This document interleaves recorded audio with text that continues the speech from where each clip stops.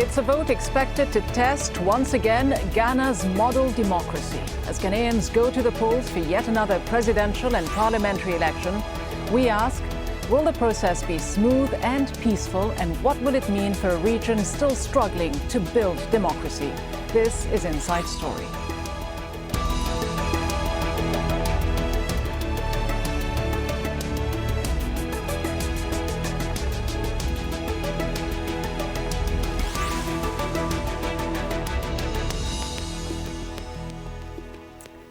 Hello, I'm Rida Fakhri. Welcome to the program. Ghana is often described as a beacon of functioning democracy in West Africa. It's had free and fair elections since the end of military rule in 1992. And thanks to recently discovered oil reserves and other resources like gold, Ghana is also one of Africa's fastest growing economies. With elections due to be held on Friday, will Ghana preserve its status as a model democracy in Africa? Yvonne Ndege has more from Accra. Supporters of Ghana's main opposition presidential candidate, Nana Akufo-Addo, are desperate for him to win. He lost in 2008 by less than 1%. But if these supporters have their way, he'll fail again. Their candidate, the incumbent John Mahama, took over 4 months ago after President John Atta Mills died. He's determined to win his first mandate. This will be the 5th time in a row that Ghanaians are going to the polls. It's a sign that they've really consolidated their democracy in a region known for political turbulence. Thank you very much, madam. There are 8 presidential candidates, but analysts say most of the votes will go to Akufo-Addo or Mahama. 68-year-old Akufo-Addo is focusing his campaign on free secondary education, while 54-year-old Mahama wants to create jobs. Ghanaians are concerned about the rising cost of living, frequent power cuts and access to clean water. Already rich in gold and coca, the discovery of oil a couple of years ago has helped the economy grow by 14% last year.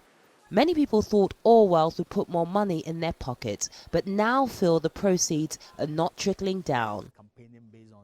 But most Ghanaians do have confidence in the elections. This year's election is going to be biometric based, in which you have biometric verification and several other things. That is a huge step forward from what we used to do in the previous election. Up to 14 million registered voters will start casting their ballots on Friday to choose a new president and parliamentarians. The winner of the presidential race will have to win 50% of the vote plus 1 to avoid a runoff. The results are expected within 3 days. Yvonne Ndege for Inside Story in Accra, Ghana.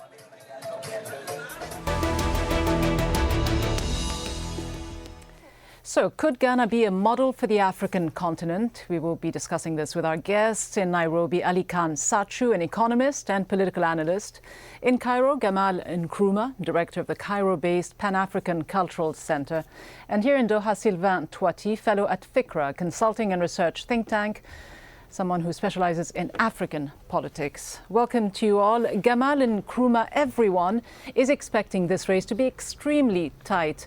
Does it raise any serious concern of post-election turmoil and conflict, or is the Ghanaian system built on a more robust foundation?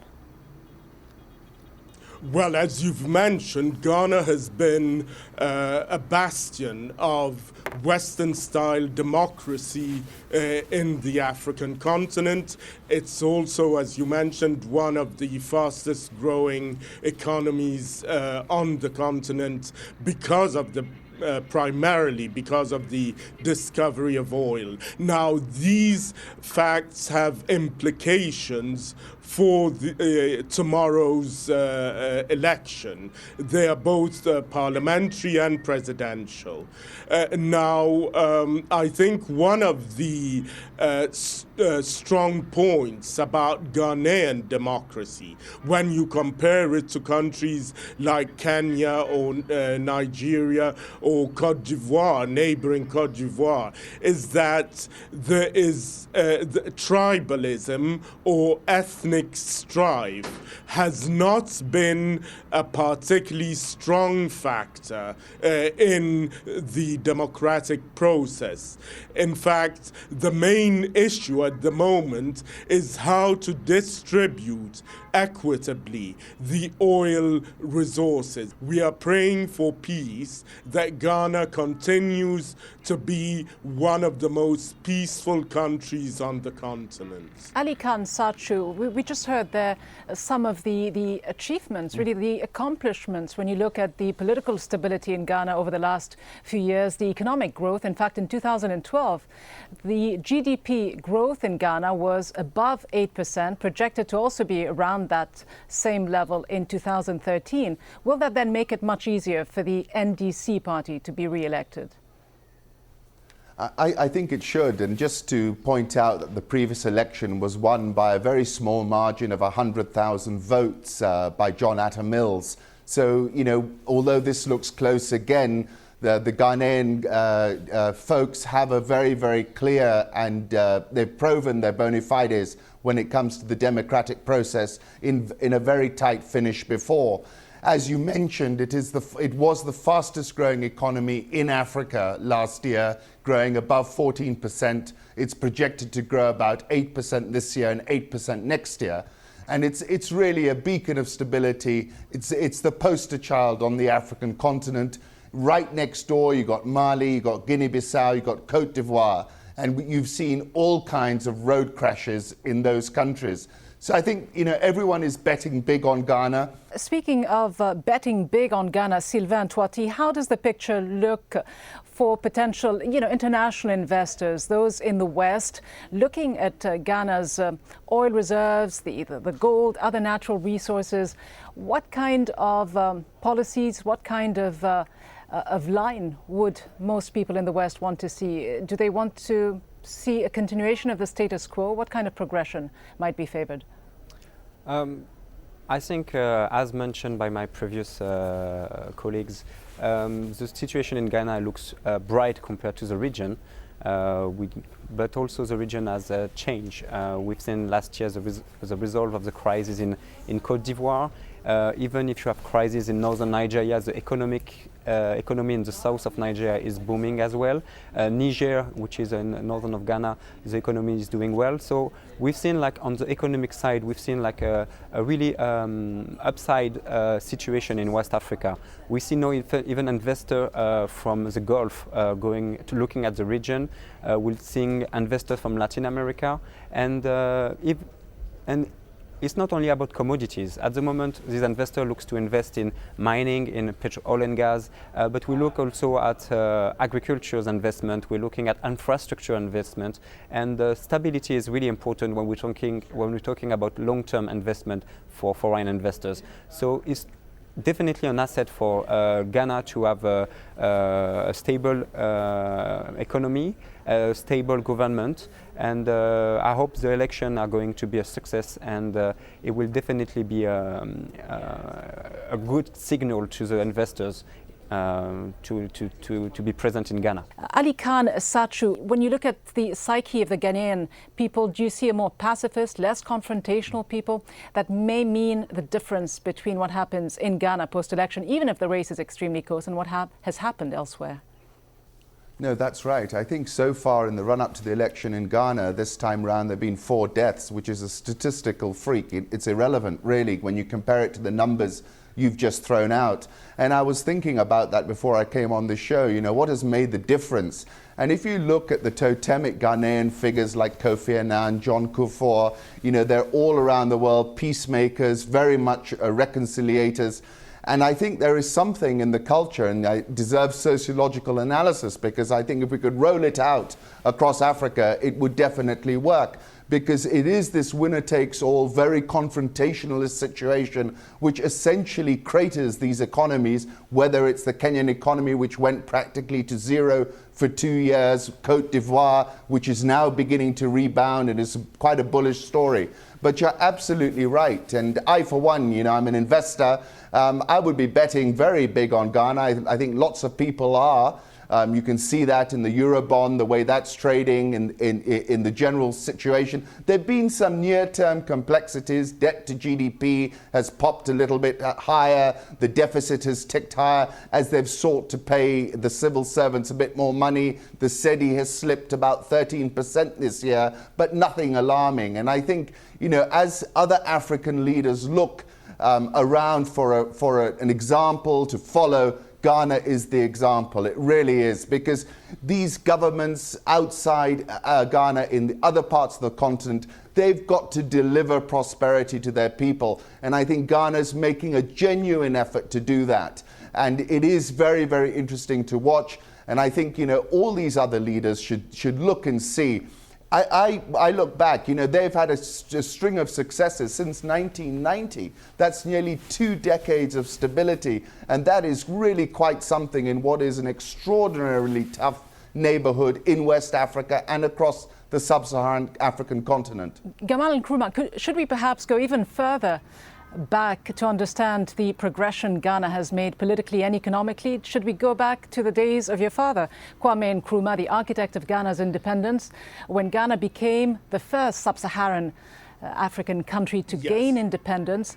Does that mean that it, by almost necessity, became the natural leader toward this path? Yes, yes. Ghana, because of Kwame Nkrumah, was a trendsetter in Africa. I think one of the most important legacies of Kwame Nkrumah is that he stamped out tribalism, and to a large extent Ghana has been free of ethnic and religious strife that we see in many neighboring countries.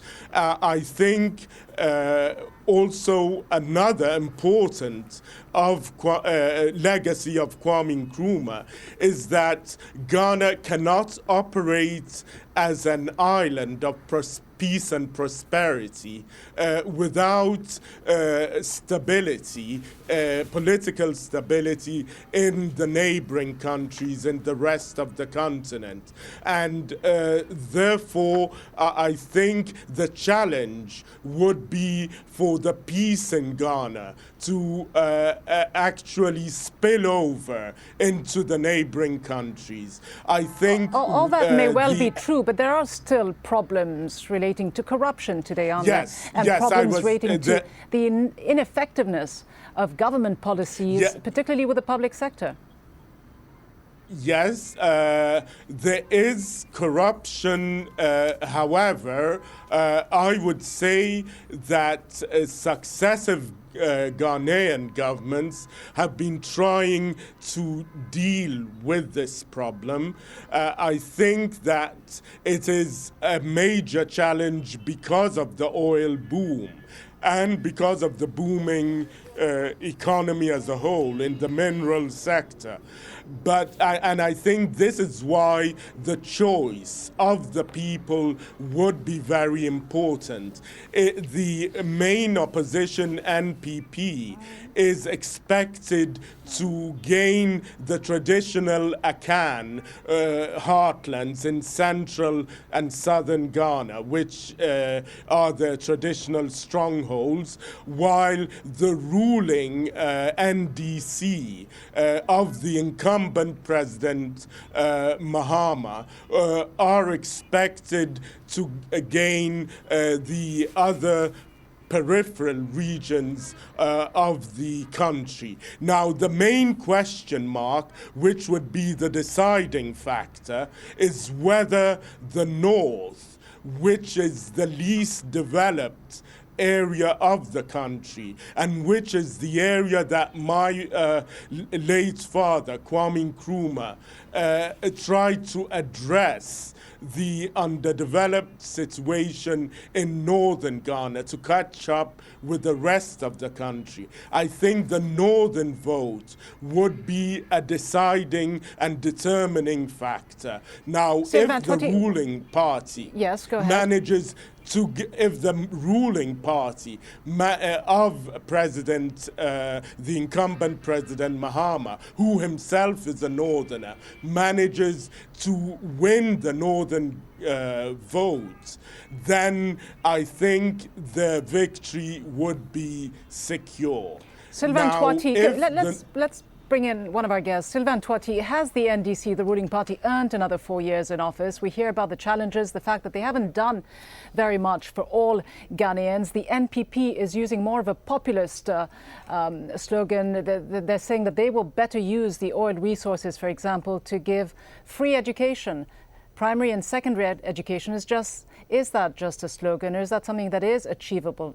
The thing is, the feeling of the population in the last Afrobarometer survey that has been laid for the last 5 elections, and we see the evolution of the feeling of the population towards democracy. The democratic government is really anchored amongst the population. There is like really a large support to democracy in Ghana. But we've seen since the last 4 years, since 2008 and 2012, we've seen that a rise of concern about corruption issues. We've seen that the Ghanaians are really worried about the situation on the employment, they're worried about education, and they're worried about health. So basically there is like a concern of the population that if they're going to enjoy or at least get some profit of the economic boom that we've seen in Ghana right now, they are concerned about it. And the fact that at the moment the presidential but also all the political elite in Ghana have like a reputation of being corrupt is really not a really good signal for democracy on the long run.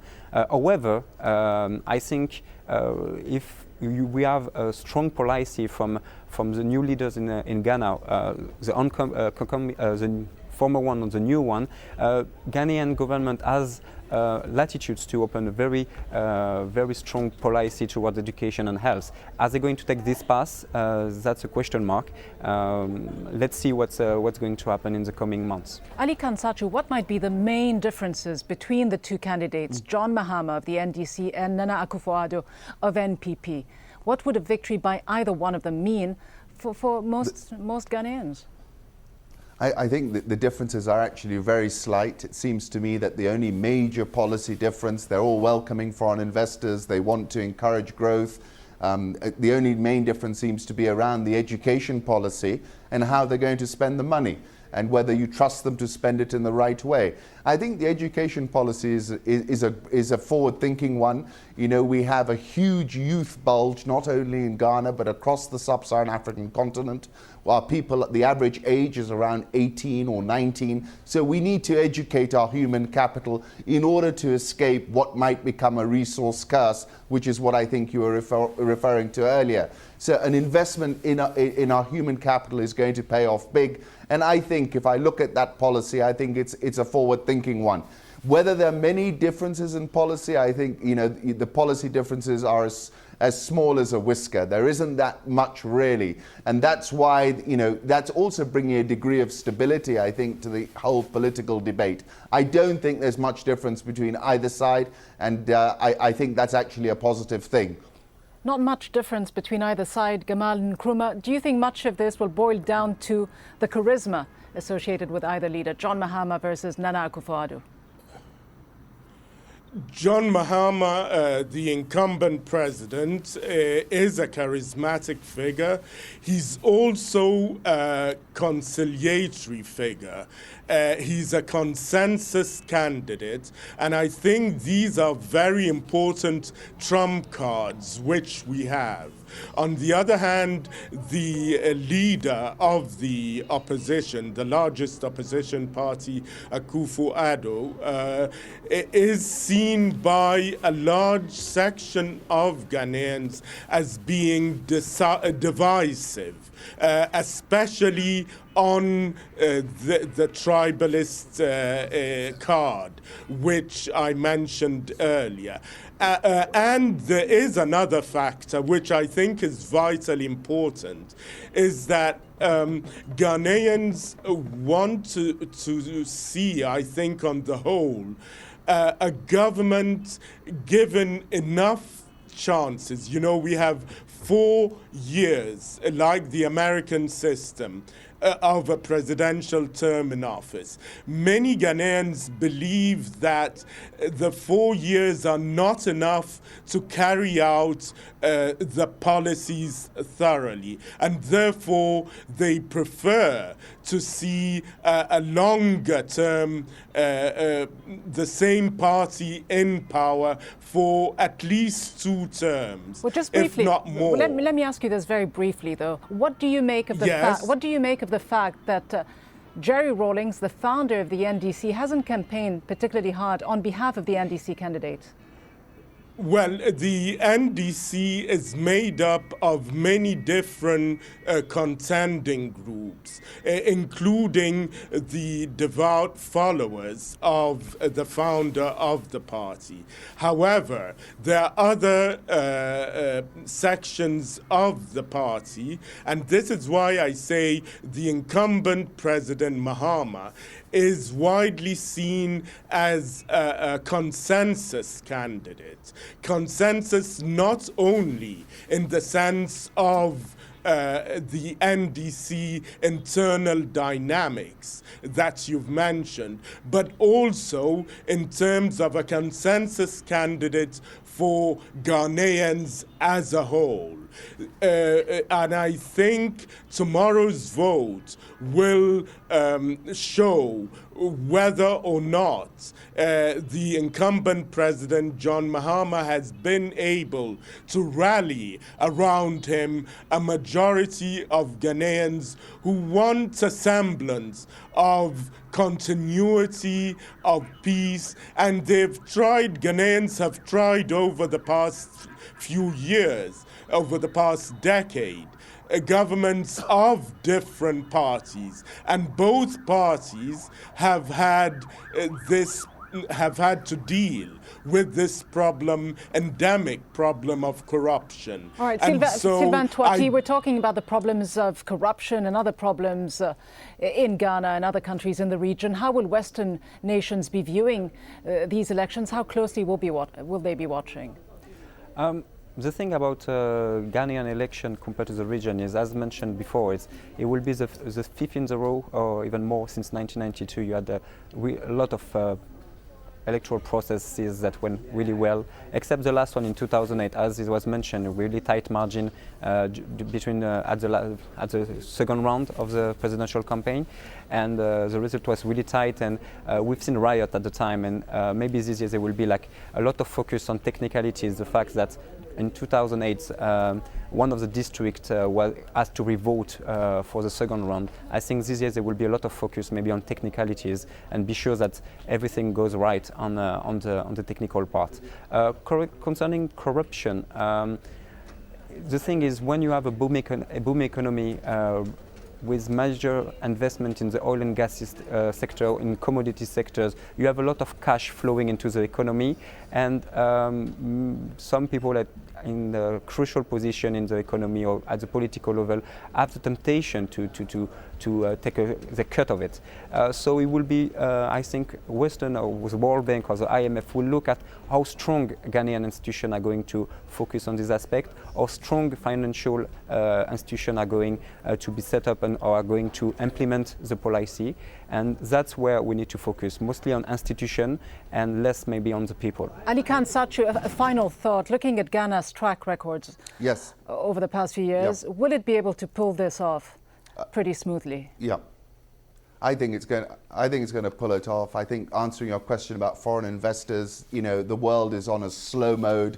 There are very few places that you could get genuine returns. Africa has become a magnet. Ghana is the bull outlier on the African continent. They pull this off, and there's probably a tsunami of liquidity that's going to pour into there, which might compound these corruption issues. But I think, you know, people are looking for something to hang their cash on. And I think if Ghana gets it right, it's going to come in. They have got more robust institutions than most other African countries. They've got a genuine opportunity to break out of the box. They've crossed their inflection point in 2011. And I think people do want to bet on a success story. And I foresee this election going off relatively well. All eyes on Ghana to see how this election goes. Thank you all for joining us and sharing your thoughts. From Nairobi, Aly-Khan Satchu. From Cairo, Gamal Nkrumah. And from here in Doha, Sylvain Touati. And thank you very much indeed for joining us on this edition of Inside Story. Do send us your feedback by emailing us at insidestory@aljazeera.net. From Miri Dafakhri and the team, thanks for watching.